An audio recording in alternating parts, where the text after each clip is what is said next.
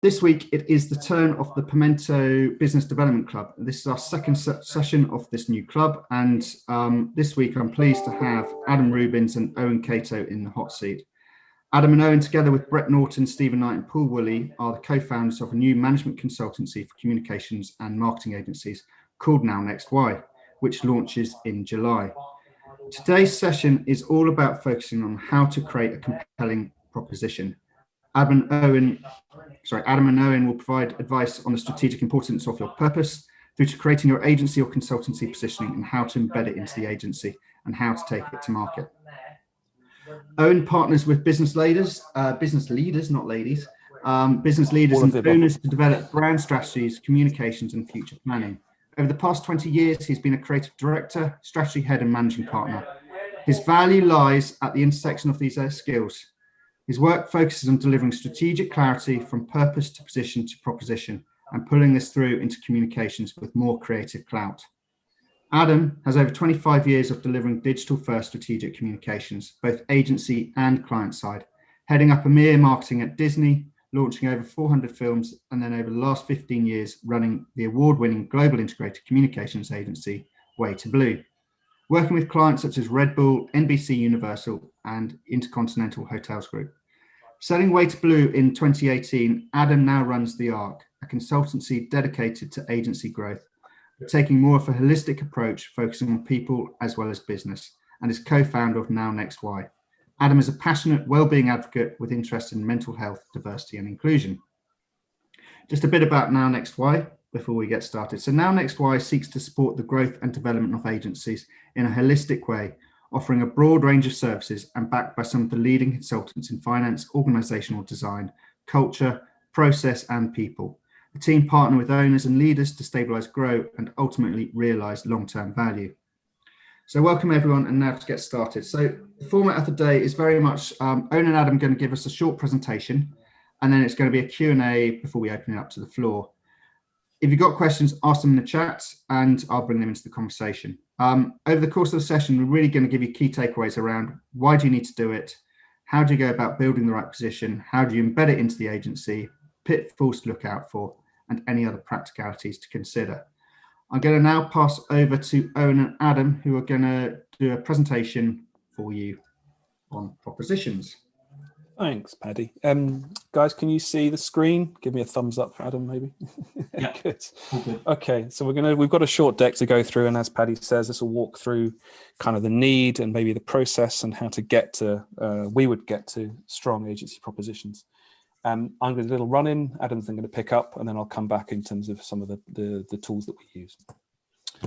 We're not going to talk about ourselves first, which is quite important outtake for the whole presentation. Think about the benefits. And we're going to talk about the landscape. The 95,000 is current number for the number of agencies, comms agencies in the UK. That number might well be bigger, it might well be smaller. I know there's been some contraction during COVID, but people have also grown during COVID. But the point is that's a lot. There's a lot of agencies out there of all different shapes, sizes, and specialisms.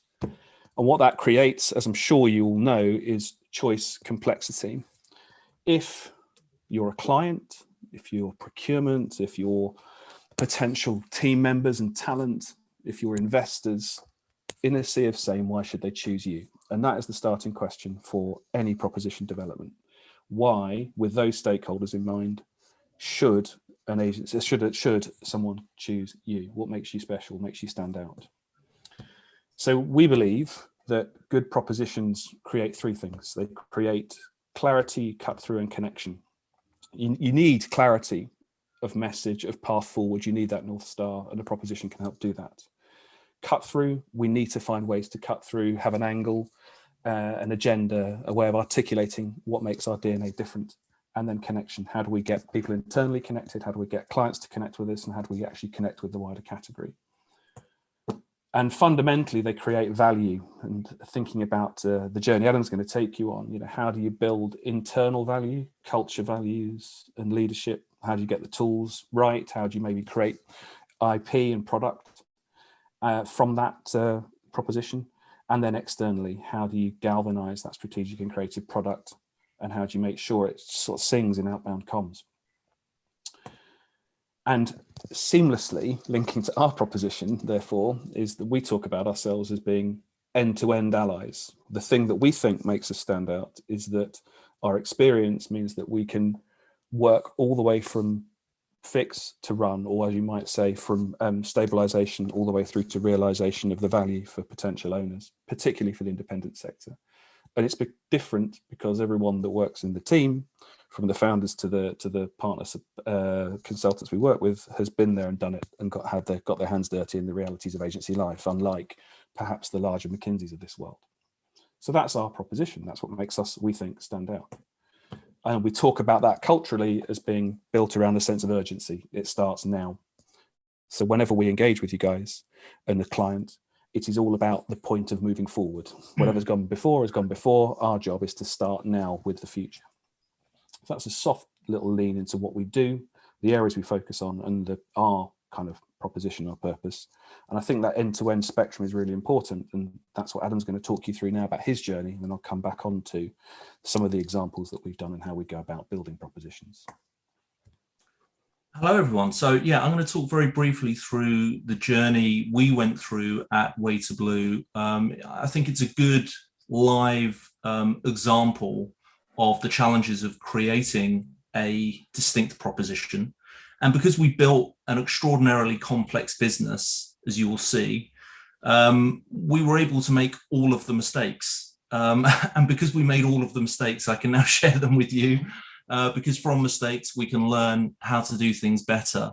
And I'm going to talk through sort of how our business transformed in terms of the what and how that impacted and the importance of the why.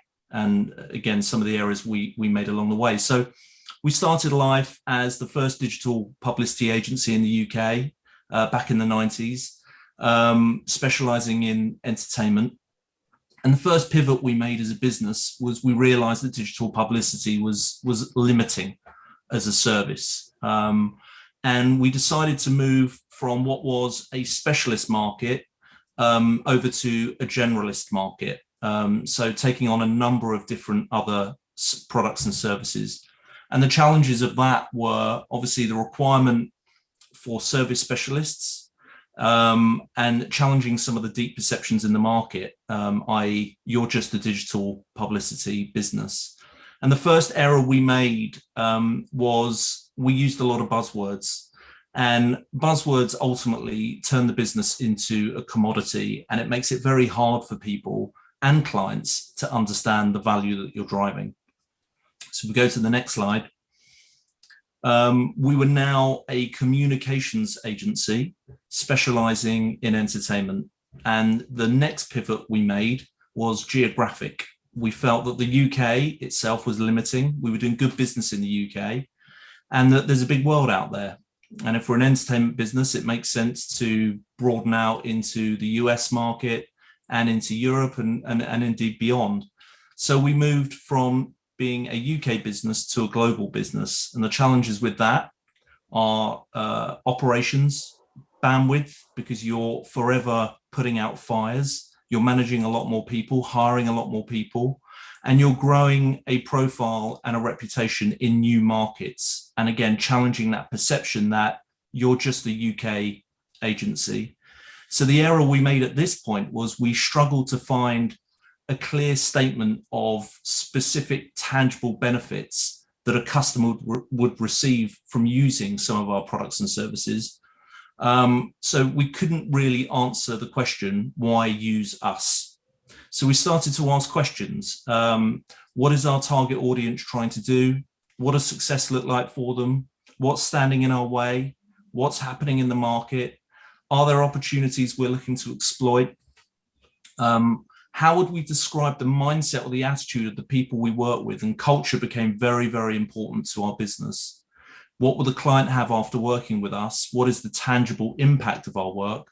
And how do we want people to feel when they work with us? We'll go to the next slide. So we're now a global communications agency, and we had one final pivot in us, and that was that we felt entertainment was limiting. So there were bigger margins to be made across other sectors, and the move from entertainment to consumer brand and all that encompasses, was very challenging culturally, operationally, and it required change management. So a growth mindset in the business rather than a fixed mindset, refining internal and external comms, and being very, very clear with our messaging. And it meant challenging all of the perceptions we said before, plus more, that reputation in a new field. And in our case, it required 4 acquisitions along the way and all the challenges that come with that.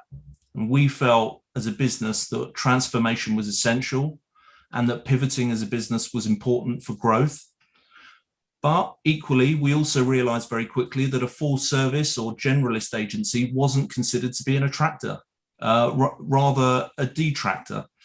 So our value was in our process and the integrated nature of what we did. And it was all about how we communicate that. So the learning was very much that proposition is informed by vision, values, and purpose. And this creates authenticity, and authenticity creates trust and loyalty. And final slide. So there was the proposition we built internally and externally. The proposition itself was defined by the company vision and based on a clear set of values. We had a strong infrastructure to then build upon. But when it came time to exit the business or sell the business, we had to think about a third approach. And that was how we position the business to potential buyers or acquirers. So this is about understanding your differentiation, the value that drives at both, and the value that drives at both top and bottom line. And it's about understanding what buyers are looking for when they're acquiring agencies, whether that's geographic, service, or sector driven. So we very much lent on the why it was important to us. And it was all about evolution. It was all about innovation and an opportunity to define what we felt was the next version of communications, which was integrated comms. I'll just leave you with a comment from Simon Sinek. He says, people don't buy what you do, they buy why you do it. So if your agency lacks a why, that's when you know it's time for a bit of a rewrite. And why is defined as a purpose, cause, or belief. And it's the reason why your company exists. I'll hand back to Owen at this point. That's a natural segue. We've talked through the kind of need, because it's a cluttered marketplace, kind of what they should be doing in terms of clarity and connection and differentiation. We've talked about our kind of need, our point of view, which is to be the end-to-end allies, full sort of spectrum on that journey with partnering with clients. And Adam has talked about his journey, and I think that idea of why is so fundamental. It's the clues in the name of the business. And therefore, what we're going to talk about next is how you might get to that North Star. How do we find that proposition, and give us some examples as to how it works and how it kind of can galvanize a business and galvanize teams.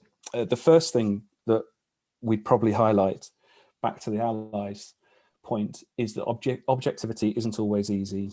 Been there, done that, got the t-shirt in terms of how hard it can be when you're in the trenches every day as an agency owner or a leader or a management team to try and find objectivity. And that's really important. It's important both for yourselves to try and achieve objectivity and try and be objective, but also to work with outside people to bring some of that objectivity to the table. And it really matters because one of the cardinal sins that agencies make when they produce propositions is they talk an awful lot about themselves, but they forget the why, as Adam was talking about. They forget to demonstrate the benefit to the end user, to the end client, to the end potential investor.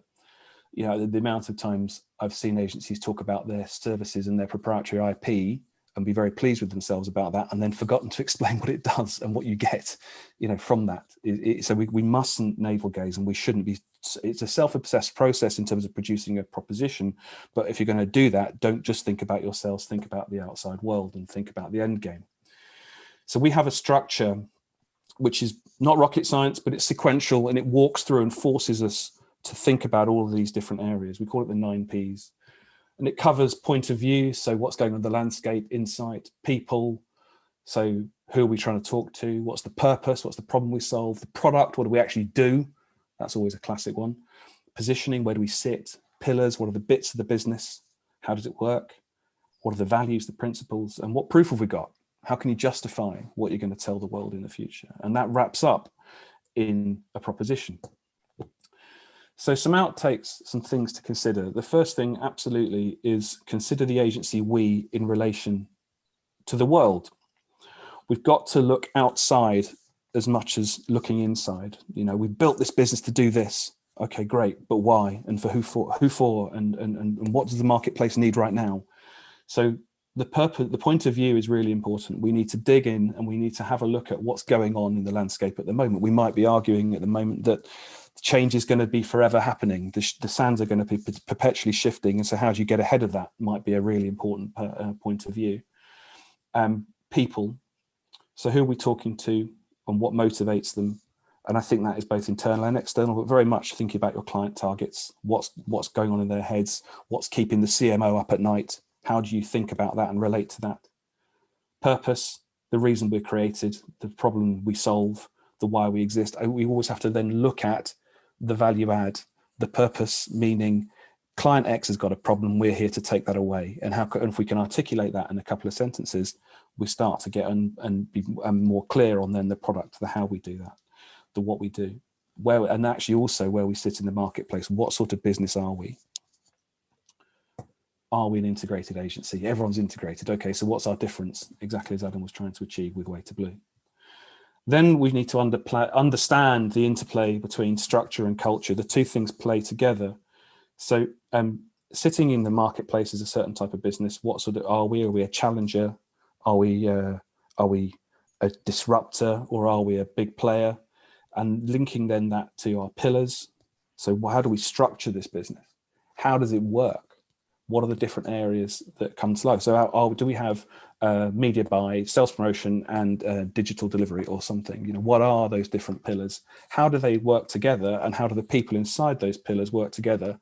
And how do we make sure that they're pulling together in one consistent direction, which will be then linking to principles, the values, the structure of the team linking to the way the team works and what we want them to culturally believe in around our business. And I think that's very important, particularly post-COVID, because teams are displaced and have been displaced. And as they come back together, how do we make sure they still get the value out of being part of an agency?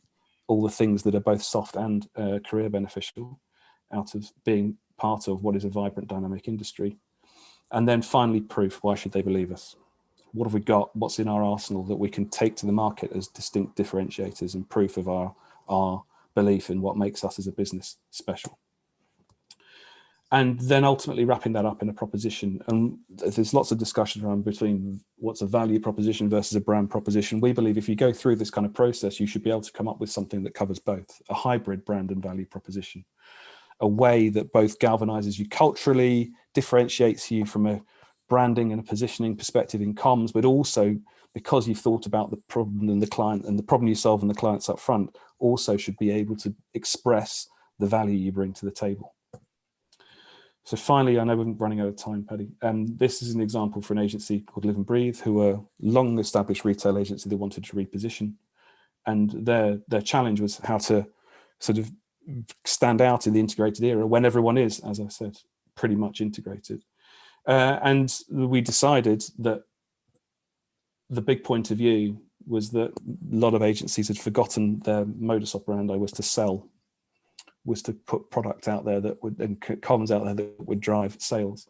So our belief was that we could stand out by recommitting and reaffirming our vows to selling and helping clients to sell more product, and linking that to a kind of history in retail, but also meaning that it could be omni-channel. So born in retail, but built to sell by closing the conversion gaps across all channel landscapes, and wrapped up in a proposition which was sell hard, sell smart, sell beautiful. Sell hard, ROI, volume, numbers. Sell smart, do it in the most strategically intelligent way, but also commercially intelligent way, and make sure it's always value additive to brand. And then that informed product in NPD building, as well as products and segmentation and how they structure the business. People and principles, so the attitude you wanted everybody to have, and then ultimately the story, starting to tell that through creds and comms. And then we worked on looking at future planning, 7 steps to where we wanted to be in 5 years' time, and that informs the things that Adam was talking about in terms of the ability to pivot, understanding when you might need to think about new subdivisional opportunities, or who you might need to bring on board, what are the drags and the drivers, all starting from that P's process. So a few takeaways to finish. The landscape is cluttered, so distinction is absolutely key, and a good proposition should help create that distinction and should make sure it works both for internal and external audiences, giving them clarity.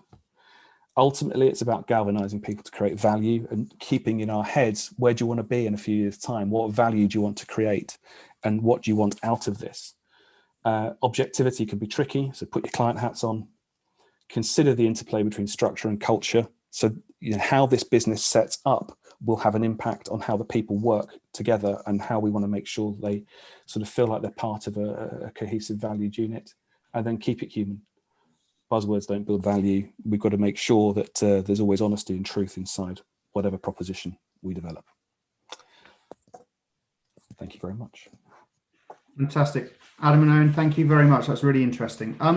Just a couple of questions from me at the moment. So you talk about acquisitions, and Adam, from your perspective, how did you go about sort of building out and developing your the sort of way to blue proposition all the way into those acquisitions, and the challenges you face? Sort of what sort of hurdles did you have to overcome to really make sure that those agencies that you bought aligned to what your direction was going in? It's a good question. I mean, often when you're acquiring businesses, you're in a competitive market, so you are competing for an acquisition, and in those instances you have to get across why they should consider integrating their business with yours over someone else. And that is very much about demonstrating the value that you can drive. I always call it the win-win. So what is the 1 + 1 = 3? That is number one. Number two, possibly in many cases even more important than number one, is the culture and how you can demonstrate cultural integration. And that very much is about talking about your values, probably as an individual and also as a business, because the two are intertwined, and why that's important to you and why that should be important to them. And if there are commonalities or universal truths when it comes to values, you'll find that people will often make that decision over perhaps someone who's offering more money. So the culture and the values is so important, I think, when you are looking to acquire businesses. Fantastic. Can I just chip in on that, Paddy? Yeah. So I've been there both as being bought and then being part of purchase. And one of the things I'd come back to every time, and it's quite glib, but as an agency, it's just a bunch of people, really. And that's why it's, well, what are you buying aside from maybe some IP or some tech or some hardware or potentially some space, is those people. You have to make sure they are galvanized and they are collectively on the same page. And that's what propositions do. And if you're buying, I think Adam's absolutely right. Culture is very, very important. It really, do you fit? Because once you squash them together in a new building and they don't fit, it all falls apart and they've all exited really quickly. Actually, and bringing on that culture conversation, I remember several things. It's embedding those values into the agency is always tough. I worked at COI and 700 people, I think only 2 people knew the values of the company back in the day. And I was in a room sort of about 4 years ago, and there were creative agencies like BB8, Saatchi's and stuff like that, senior people. And when we put their positioning statements and sort of propositions on the wall, only one person, BB8, got it right, which is that sort of reason zig goes, if the world zigs, goes zag sort of thing. Only one person got it. It's quite worrying. So how do you go about embedding that sort of your North Star into agencies, and especially with new people coming into the agency when you can't meet them face to face at the moment? How do you go about building that sort of direction, North Star focus, so that you are consistent in all the conversations you're having with stakeholders across the board? I'm going to pass that, Owen, over to you. You've just disappeared. Now you're back on screen. Hello. Well, I think the first thing is that it has to be a game of adoption rather than coercion, right? I think that's really important. The leadership team will often be the people that are driving this agenda and will be creating this.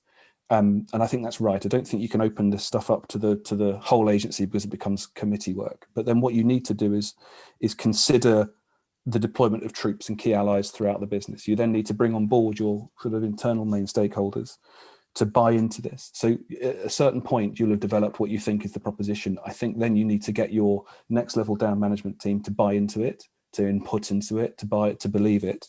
And then from there, they then sell it through the wider teams. I think that there are some sort of soft stuff that you can do where this becomes embedded from a branding perspective. It becomes embedded around the building, belief system statements, that kind of stuff. They're not wrong. Actually, they're important. I think then it's all about how you behave.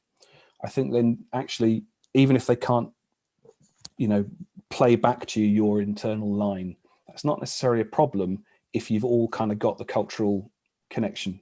If you're all doing the same thing and you all kind of are, for example, being cell raisers, and you can kind of get that people are, even as a designer, trying to make sure that they're going that extra step to try and shift that extra sort of bit of product. And then I suppose the other part of that is selling that externally. So that's the internal galvanizing. You've got to then externally make sure you galvanize people. And that's being really smart about your acts as well as your creds. What you put out there onto the LinkedIns, what you put out there onto webinars like this, breakfast briefings, that sort of stuff. I think that really helps in sort of seed the culture, and it comes back into the business. Do you see what I mean? There's a kind of reflection. What you put out there comes back in. And then I would also say that you need to be very clear through your processes and how you articulate that everyone kind of picks up the way of presenting. This is how we go about stuff. So it might not be as definitive a process and tool as Adam showed. Not everyone will need something really, really rigid, but at least we have this is how we go about solving problems. And that even translates into the creative brief, for example. I think what we learned along the way was that clarity and distinction is essential.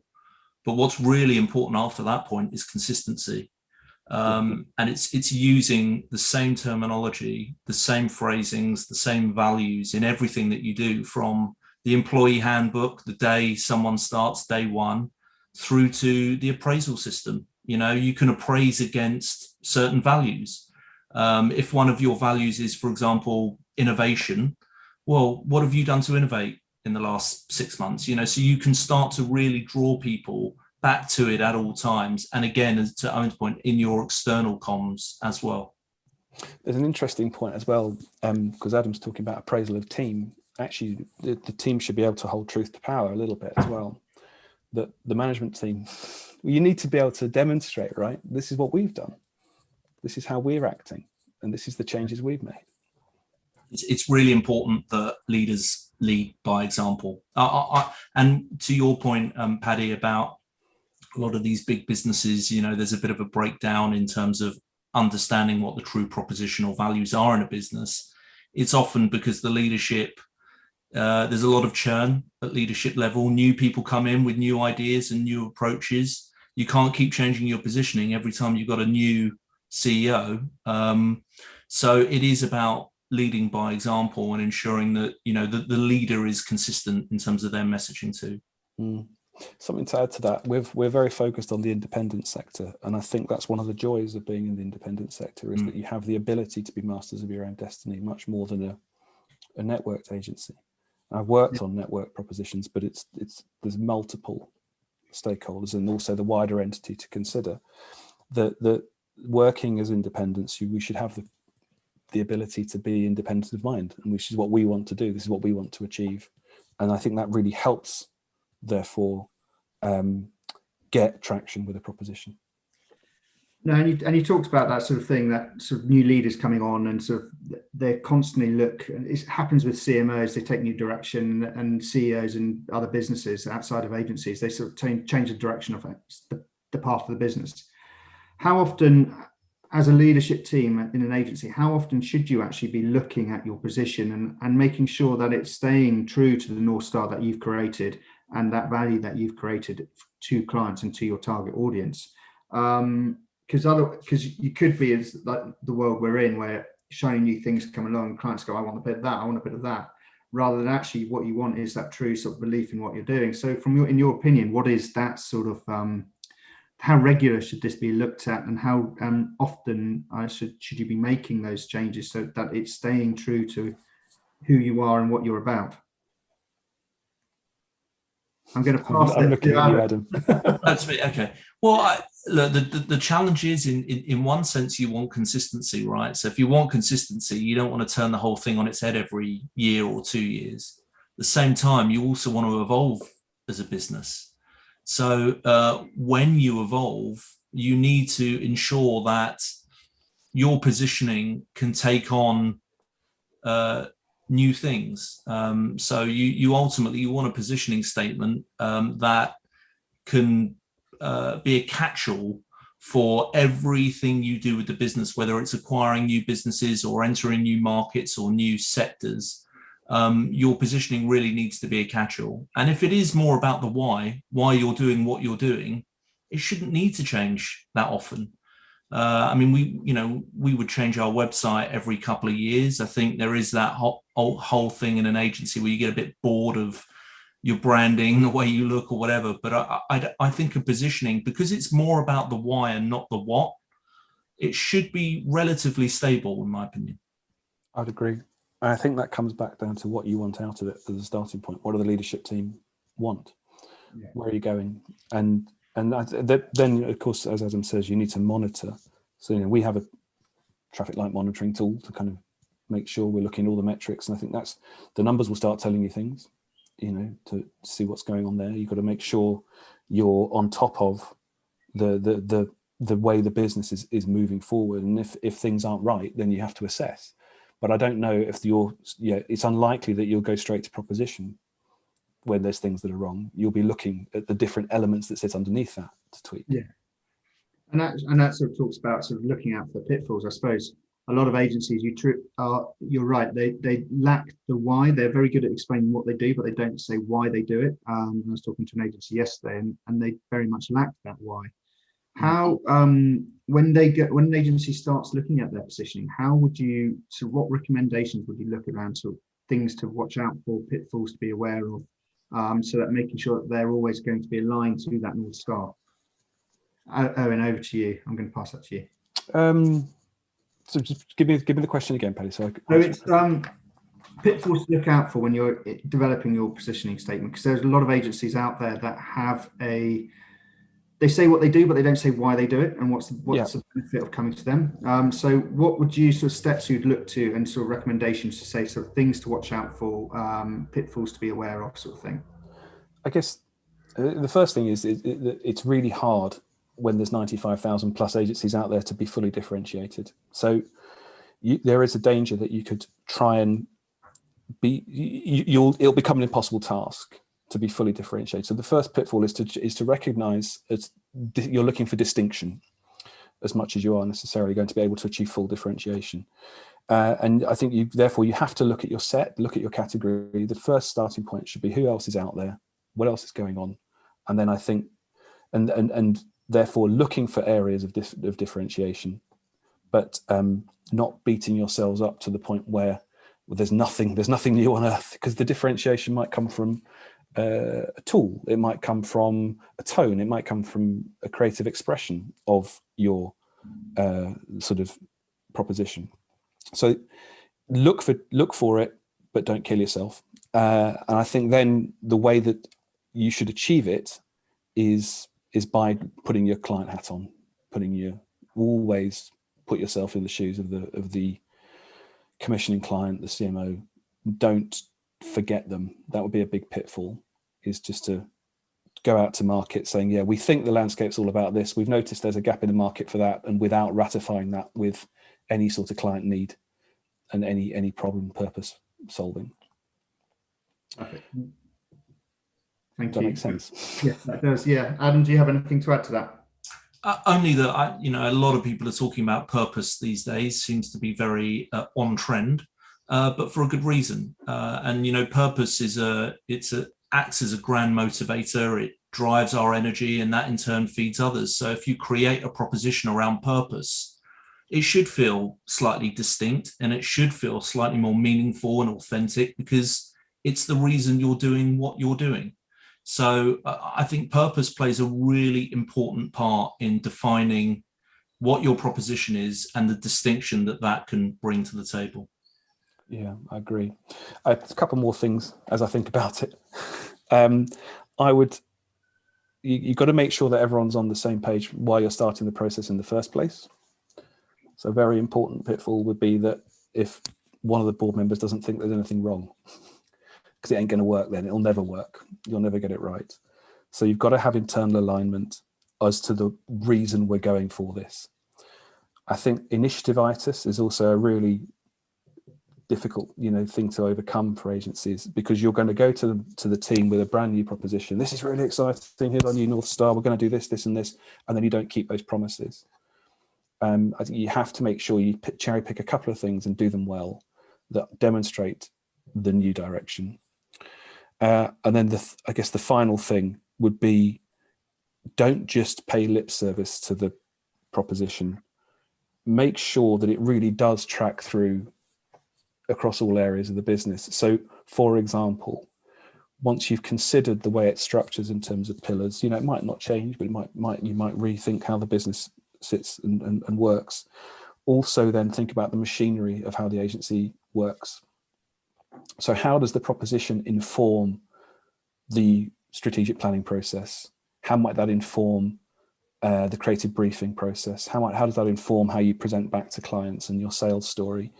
It can't just be 4 words on a page. It has to be holistic and agency-wide. And therefore, you really got to commit to it. Great, thank you. In the floor, has anyone got any questions to ask from the floor at the moment? No? If so, you're talking about purpose and that sort of the strategic importance of purpose. Adam, can you elaborate on that a bit more in terms of the opportunities that purpose can deliver to an agency? Yeah.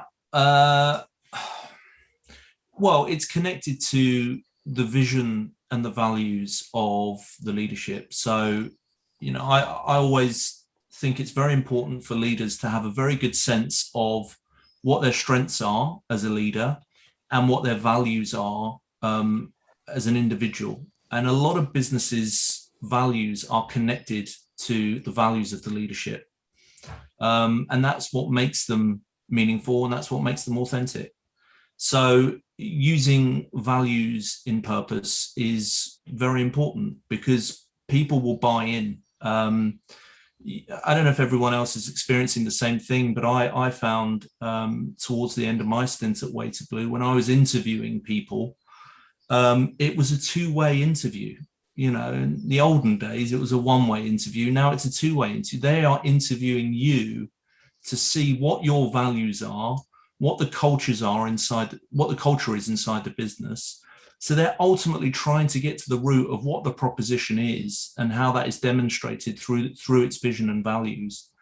And if that's the case, when I'm interviewing people, then everyone else in the business will probably be experiencing the same thing. So they need to know the answers to those questions. And that's why clarity is so important. And it's why consistency is so important. So that, whenever you're asked by someone who's potentially very talented and about to walk through your doors, that you have the right answers to give them.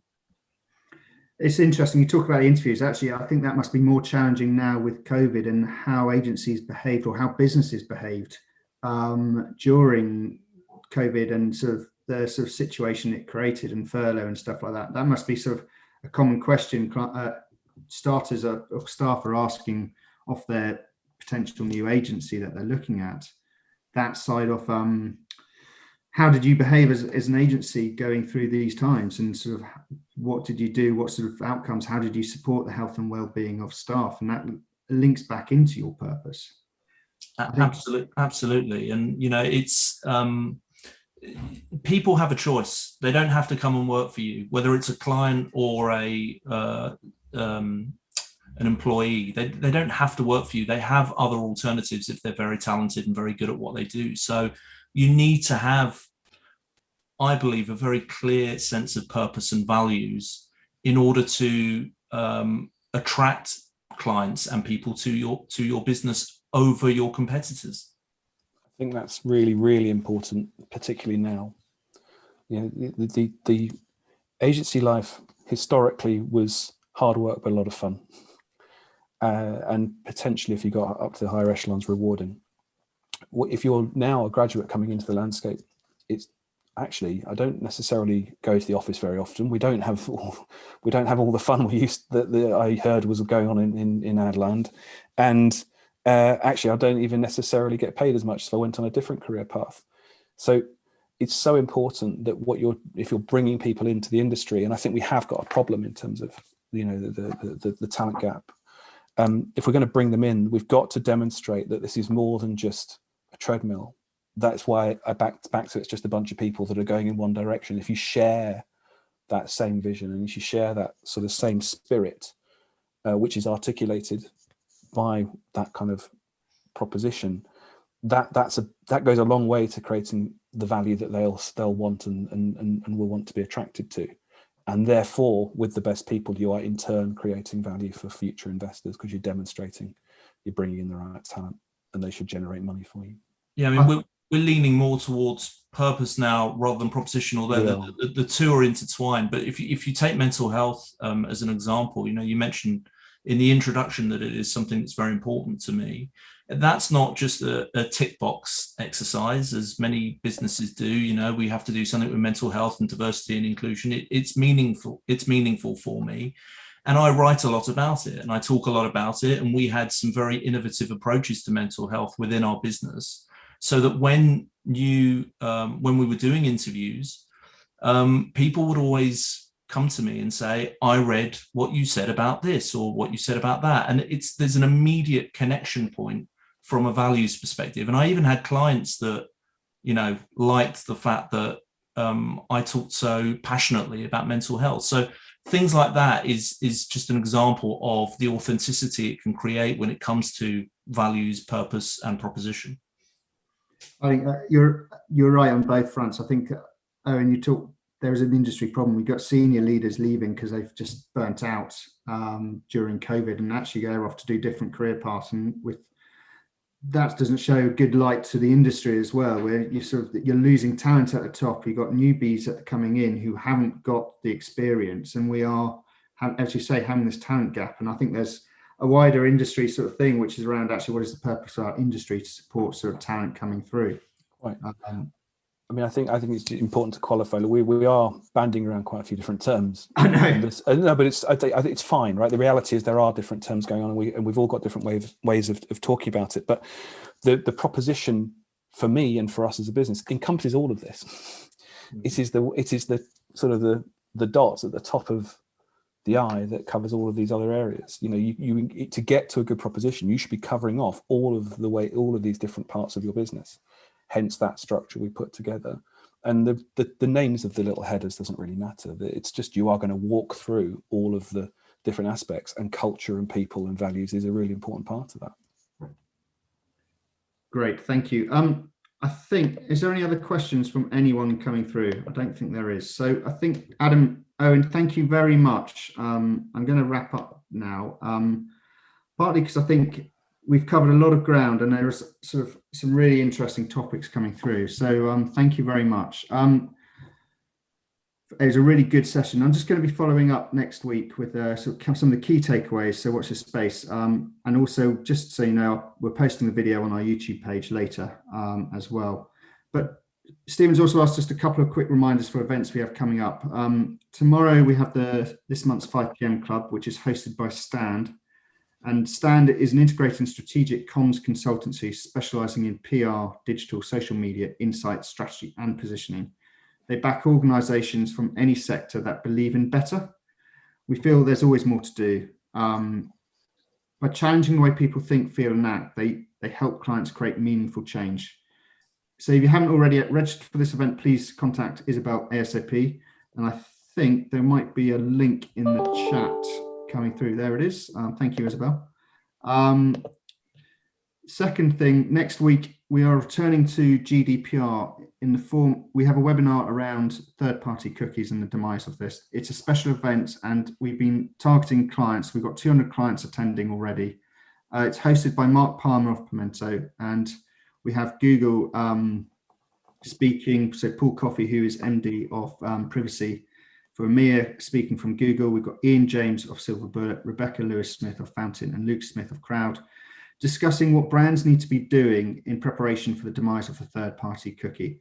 Google announced last year that they're dropping third-party cookies in 2022, and that's going to have a fundamental shift in how clients and agencies can help to drive their communications forward, the measurement side of things and the targeting side of things.